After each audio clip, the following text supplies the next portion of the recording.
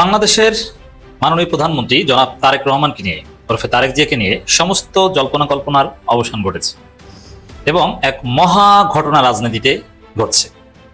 অচিরেই দেখবেন বাংলাদেশের পলিটিক্যাল মানচিত্র, পলিটিক্যাল ম্যাথমেটিক্স, বাংলাদেশের ভূ রাজনীতি, দক্ষিণ এশিয়ার ভূ রাজনীতি সবকিছু 360 ডিগ্রি ঘুরে যাবে। একদিন আগে ঢাকার বাবুবাজারে সোহাগ নামের একটা ছেলেকে বিএনপির নেতাকর্মীরা চাঁদা না পেয়ে তাকে পাথর দিয়ে পিটিয়ে, এত বড় বড় পাথর কিভাবে তার শরীরের উপরে ফেলানো হয়েছে আপনারা দেখেছেন। ওই সময় সারা বাংলাদেশ হতভম্ব হয়ে গিয়েছিল, স্তব্ধ হয়ে গিয়েছিল। আবার এই সম্প্রতি নাসিরউদ্দিন পাটোয়ারীকে হত্যাযজ্ঞ করে তোলার মতো সমস্ত আয়োজন ইতিমধ্যে বিএনপি সম্পন্ন করে ফেলেছে, ইতিমধ্যেই সম্পন্ন করে ফেলেছে। বিএনপির টপ টু বটম প্রত্যেকটা নেতাকর্মীর একই কথা, নাসিরউদ্দিন পাটোয়ারী বেয়াদব। এই বেয়াদবকে যে কোনো ভাবে তাকে শায়েস্তা করতে হবে, প্রকাশ্যে তারা বলছে। আওয়ামী লীগ যেই বদমাইশিটা 4 বছর 5 বছর সময় নিয়ে শুরু করেছিল, আপনারা সেটা 2 মাসে শুরু করেছেন। আপনাদের কপালে কিন্তু শনি আছে, মাথায় রাখেন। 24-এর তরুণরা কিন্তু ঘরে ফিরে যায় নাই। আজকে আমরা জানতে পারলাম সেই নমিসার হত্যাকারী একজন বিএনপির কর্মী। আপনার কর্মীর বিচার করুন, এমন বিচার করুন যাতে বাংলার মাটিতে আর কোনো নমিসাকে ঘরে মৃত্যু জীবন দিতে না হয়।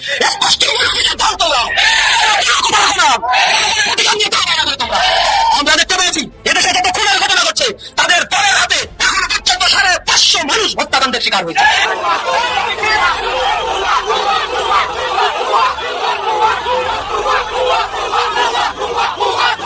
বিভিন্ন রকম ফাঁদ পাতা হবে। আজকে ফাঁদের মধ্যে আপনারা অলরেডি পা ঢুকাই দিচ্ছেন। হ্যাঁ ভাই, অনেকেই পা ঢুকাই দিচ্ছে ওই ফাঁদের মধ্যে। দেখেন নাসিরউদ্দিন পাটোয়ারী, নাসিরউদ্দিন পাটোয়ারী সবকিছু হিলাই দিল। হ্যাঁ, সবকিছু হিলাই দিচ্ছে তো এক নাসিরউদ্দিন পাটোয়ারী।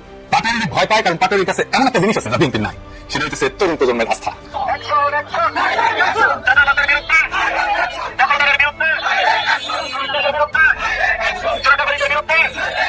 হাসিনার ক্লাসও ছাত্র ছিল বিএনপি, বাদিছে এই তৈরি শাসন টিকায় রাখবে তাদের। যে রাজনীতি বিএনপি শুরু করেছে তার আখেরি ঠিকানা হচ্ছে দিল্লিতে হাসিনার মতো, ওই পথে আগাইতেছে বিএনপি। বিএনপি প্ল্যান ব্যর্থ হয়ে পরিস্থিতি জামাতের পক্ষে চলে আসছে এবং এর মধ্যে দিয়ে জামাত অর্থনৈতিকভাবে শক্তিশালী।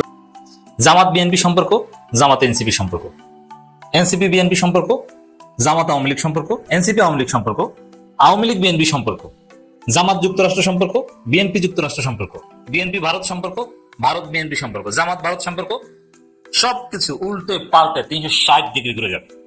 এই জন্য আমি বলেছি বাংলাদেশের পলিটিক্যাল মানচিত্র, পলিটিক্যাল ম্যাথমেটিক্স সবকিছু পরিবর্তন হয়ে যাচ্ছে। এই ঘটনা ঘটতে যাচ্ছে, জাস্ট একটা ঘটনা দিয়ে এটা শুরু হবে। দর্শক, তারেক রহমান প্রধানমন্ত্রী হয়েছেন কিছুদিন পর, 4 মাস হবে, বাট এখন পর্যন্ত কোনো দেশ সফরে যেতে পারলেন না। এটা নিয়ে অনেক সমালোচনা করেছে, কারণ হ্যাঁ, ডক্টর খলিলুর রহমান মার্কিন দালাল, তাকে তারেক জিয়া পররাষ্ট্রমন্ত্রী বানাতে বাধ্য হয়েছে। কিন্তু খলিলুর রহমান তারেক জিয়ার জন্য পশ্চিমা দরজা উন্মুক্ত করতে পারেনি।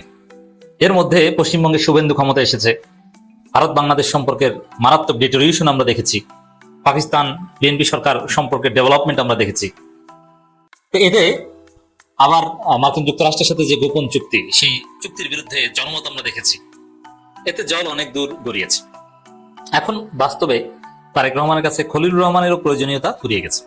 এমনকি খলিলুর রহমান যদি জাতিসংঘের সাধারণ পরিষদের প্রধান হতে পারেন, যে নির্বাচন হচ্ছে সামনে, তিনিই হবেন, তাহলে তিনি পূর্ণকালীন দায়িত্ব পালন করবেন। এর মানে তিনি পররাষ্ট্রমন্ত্রী থাকবেন না।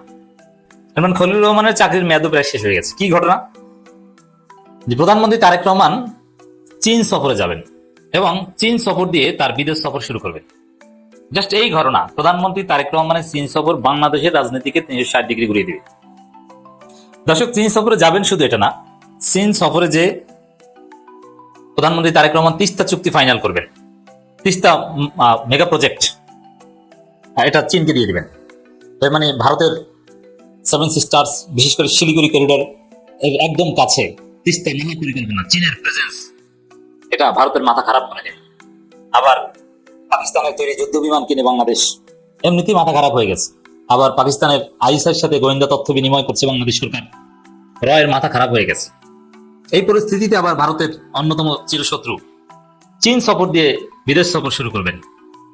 এতে বাংলাদেশের রাজনীতি, ভারতের রাজনীতি, দক্ষিণ এশিয়ার রাজনীতির অনেক হিসাব নিকাশ বদলে যাবে।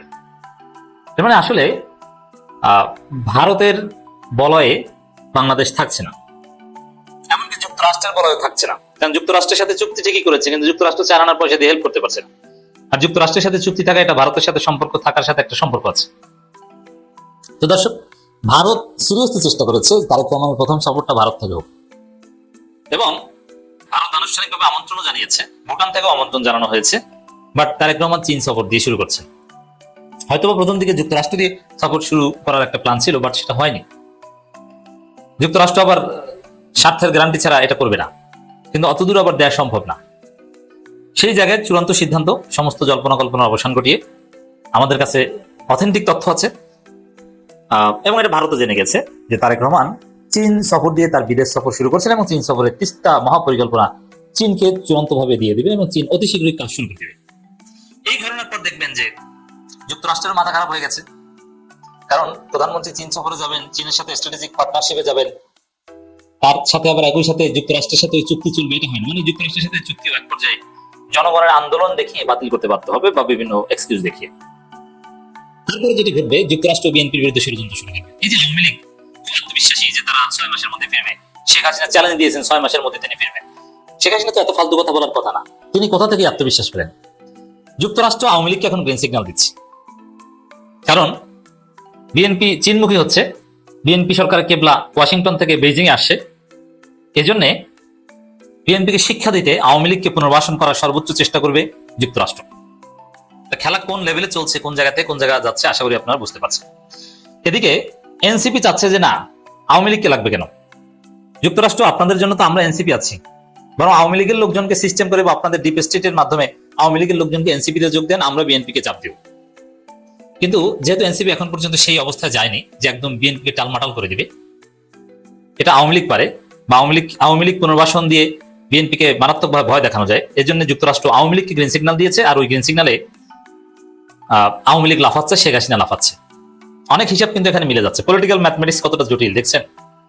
তবে এবং জামাত ইসলামী ওখানে ফুরফুরা মেজাজে আছে, কারণ যুক্তরাষ্ট্রের সাথে জামাতের ওইভাবে কোনো আন্ডারস্ট্যান্ডিং হয়নি, বরং যুক্তরাষ্ট্র জামাতের সাথে এক প্রকার বেইমানি করেছে। যুক্তরাষ্ট্রের সাথে জামাতের কথা ছিল যে বাংলাদেশের নির্বাচনটা একদম ফ্রি ফেয়ার হতে দিবে, তারা জনগণ যাকে ভোট দেয় তাকে ক্ষমতায় আসতে দিবে, মার্কিন ডিপ স্টেট এখানে কোনো চালাকি করবে না, এরকম একটা বিষয় ছিল।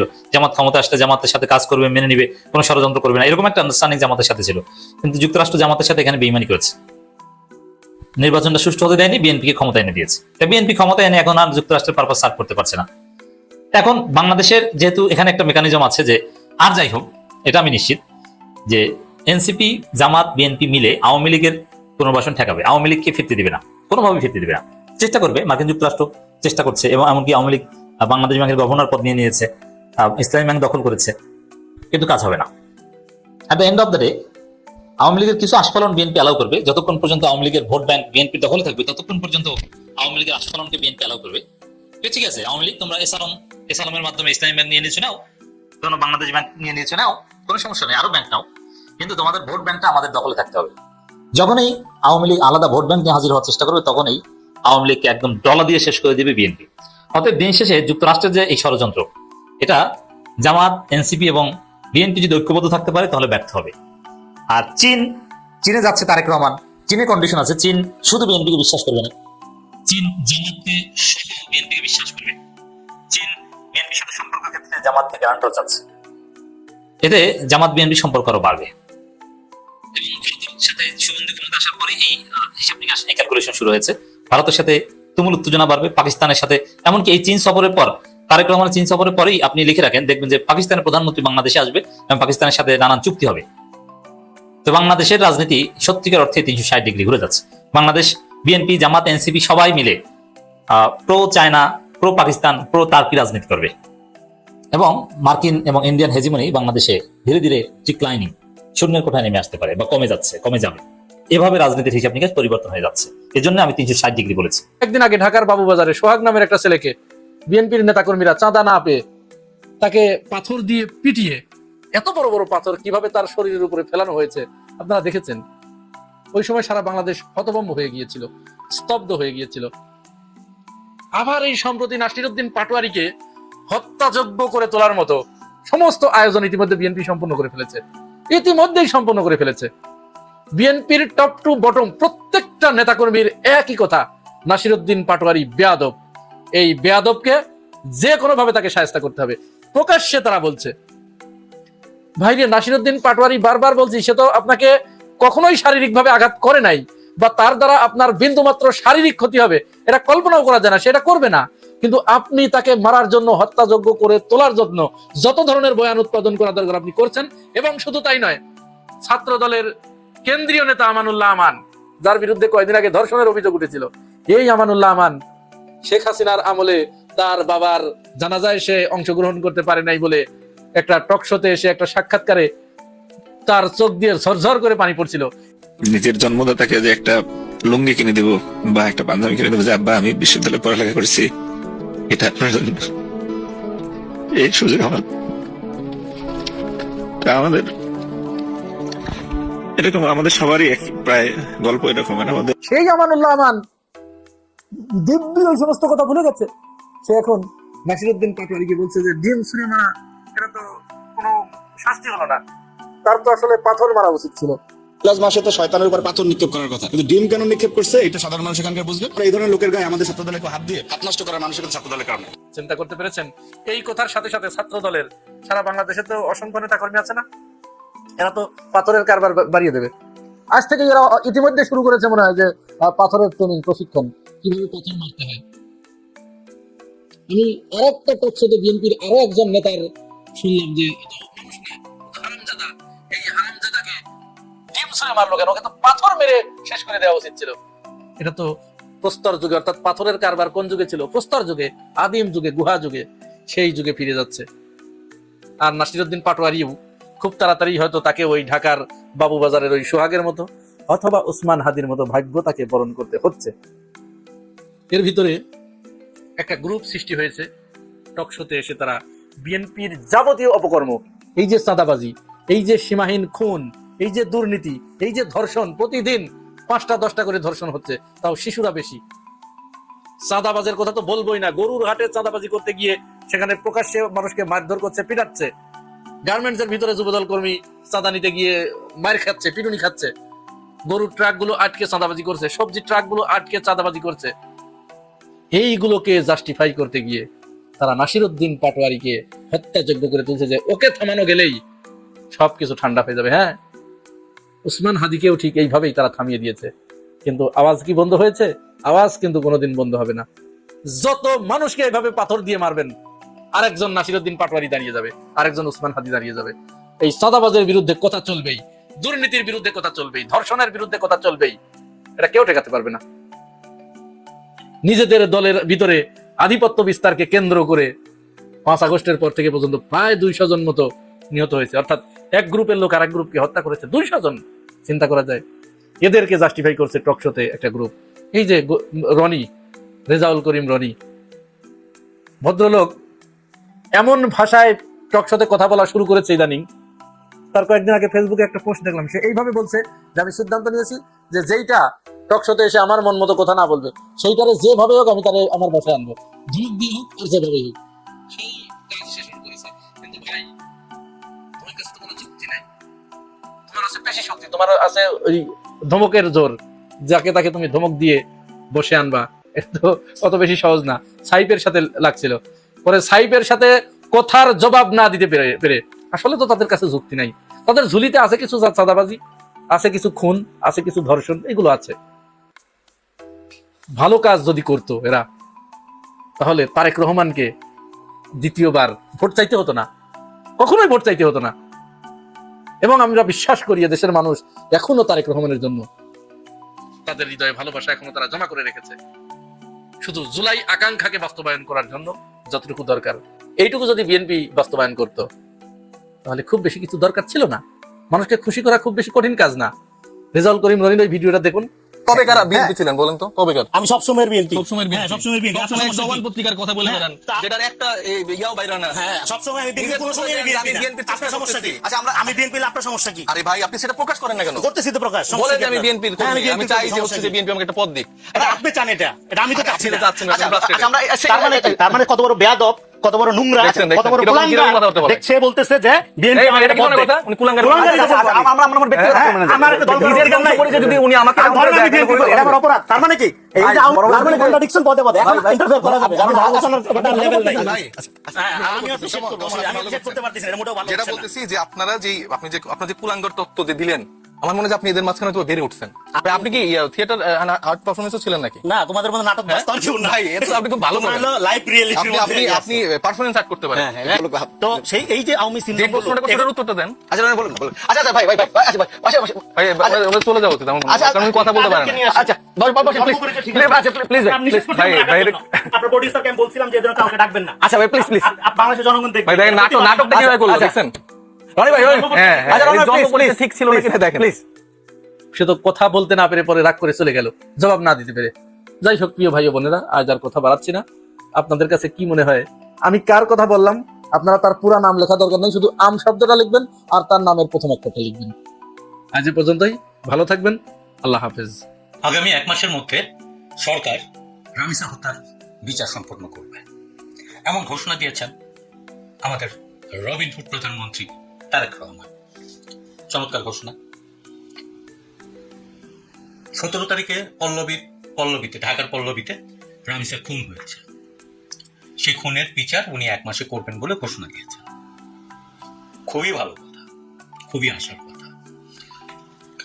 1 মাসের মধ্যে বিচার সম্পন্ন হবে, এটা বাংলাদেশের জন্য মাইল ফলক। তবে আপিল এর সত্যতায় দীর্ঘসূত্রিতা ধরে সেই কেসের রায় কার্যকর হতে কতদিন সময় লাগবে সেটি এই মুহূর্তে কেউ বলতে পারছে না। ভালো কথা, আপাতত 1 মাসের মধ্যে প্রাথমিক রায়টা সরকার দিবে বলে নিশ্চয়তা দিয়েছে আমাদের রবিনহুড। তাহলে সভাপতির প্রশ্ন আসে, 17 তারিখের পর ঢাকা শহরের রামপুরায় বনশ্রীতে মাদ্রাসাতুল আল ইসলামিয়া বা জামিয়া ইসলামিয়া মাদ্রাসায় সন্ধ্যার পর মগরিবের পর এসার আগ দিয়ে একটা বাথরুমের দরজা ভেঙে একটা শিশু শিক্ষার্থীর ঝুলন্ত লাশ উদ্ধার করা হলো। শিশুটি সন্ধ্যার নামাজের পর হারিয়ে যায়, নিখোঁজ হয়। অনেক খোঁজাখুঁজির পর বাথরুমে খুঁজে পাওয়া যায় তাকে, কিন্তু বাথরুমের দরজাটা ছিল বন্ধ। সে দরজা ভেঙে মাদ্রাসার শিক্ষকরা দেখলেন গলায় গামছা বেঁধে সে ঝুলে আছে। এমন অবস্থায় তারা মাদ্রাসার শিক্ষক শিক্ষার্থীরা পুলিশে খবর দেয় রামপুরা থানায় এসে লাশটা সুরতাল করে জানতে পারে যে লাশটার বায়ুপথে জঘন্যভাবে ক্ষত। তারা সাসপেক্ট করে এটা বলাৎকার। ইতিমধ্যেই মাদ্রাসা 19 বছর বয়সী একটা ছাত্র, তাকে খুঁজে পাওয়া যাচ্ছে না। পাবনা থেকে তাকে উদ্ধার করে নিয়ে আসা হলো এবং তাকে বন্দি করা হলো। আমরা জানতে পাচ্ছি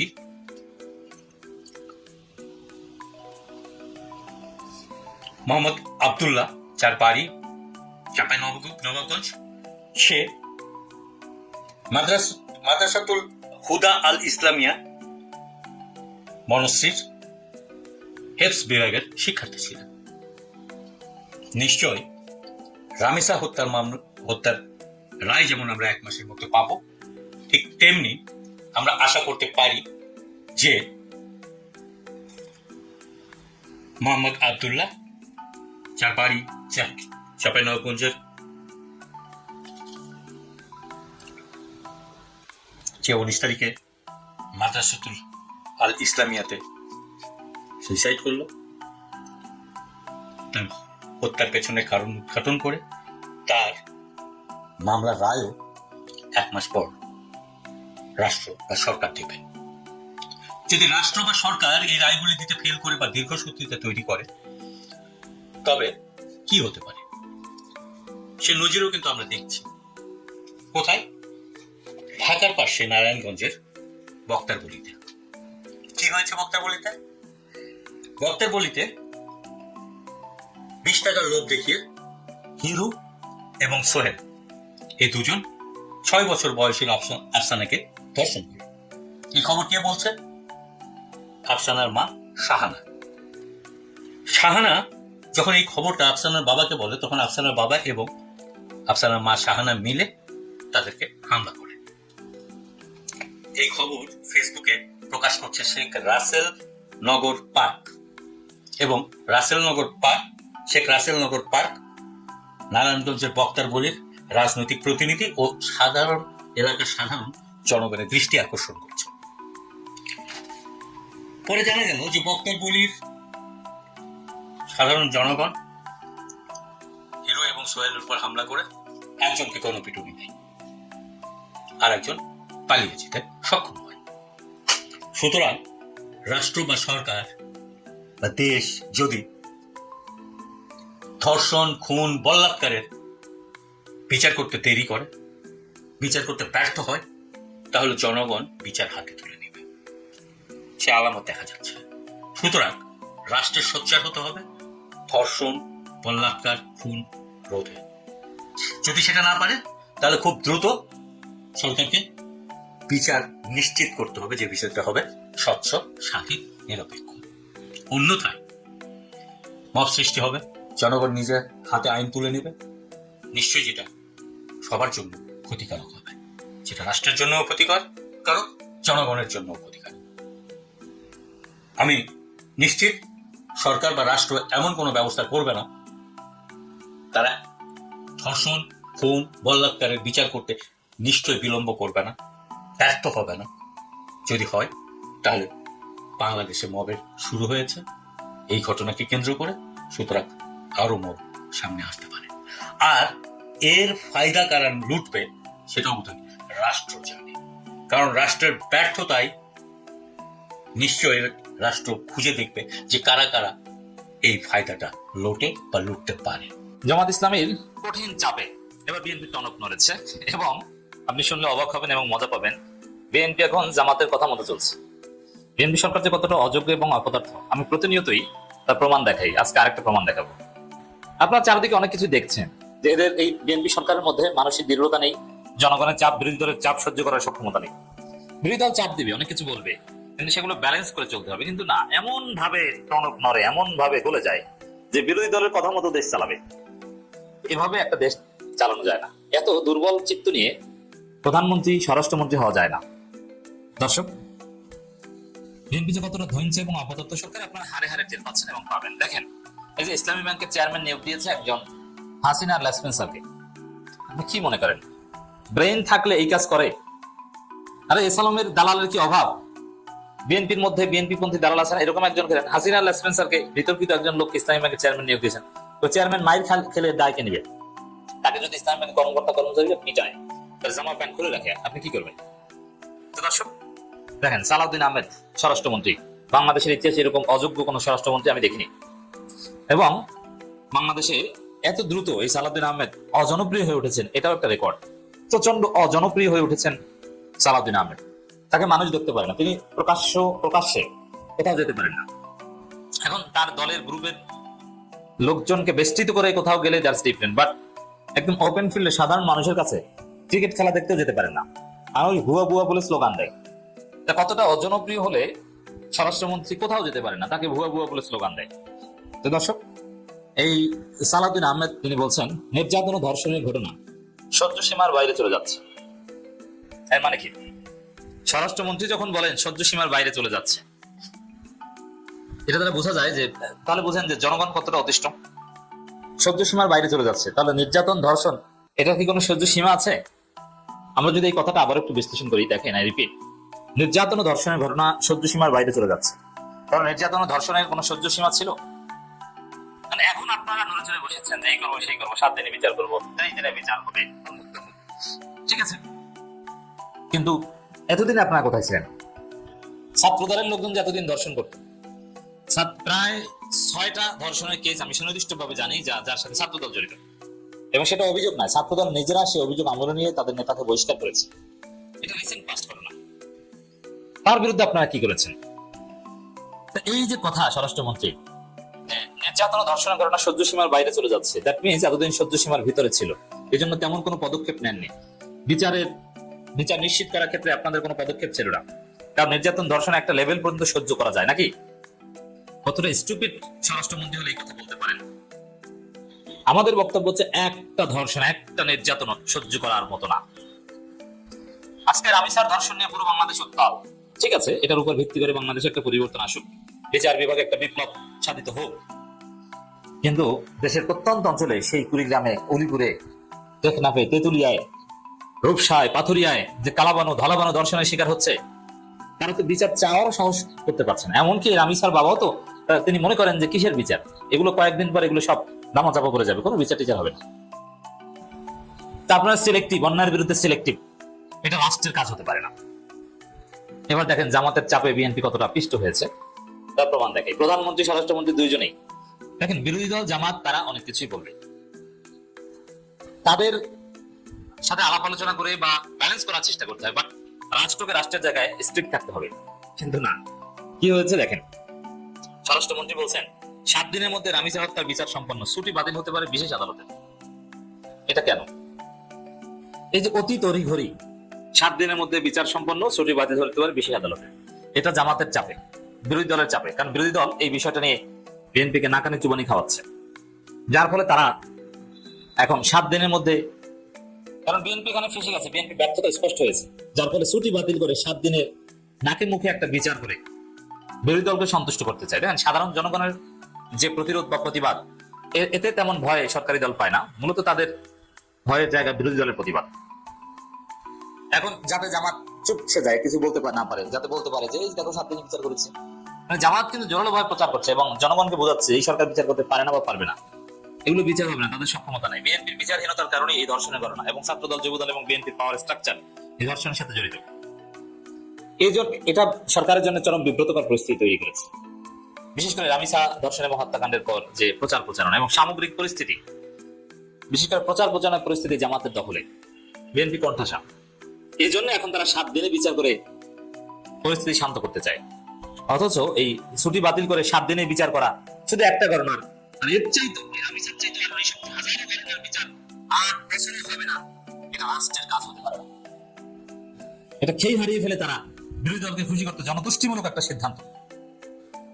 বরং আপনি সুনির্দিষ্ট এই কেসের 7 দিনের মধ্যে বিচার করার, 4-5 দিনের মধ্যে বিচার করা, ছুটি বাতিল না করে আপনি একটা বিপ্লব সাধন করেন যে না, বাংলাদেশে যত ধর্ষণ মামলা আছে সবগুলো নিষ্পত্তি আগামী 1.5 মাসের মধ্যে করতে হবে, যত ডিএনএ টেস্ট আছে সবগুলো ডিএনএ টেস্ট আগামী 15 দিনের মধ্যে সম্পন্ন করতে হবে, তাতে যদি 64 জেলায় আরো 64টা ডিএনএ ল্যাব দরকার হয়, সেই ল্যাব তোমরা আগামী 7 দিনের মধ্যে করো।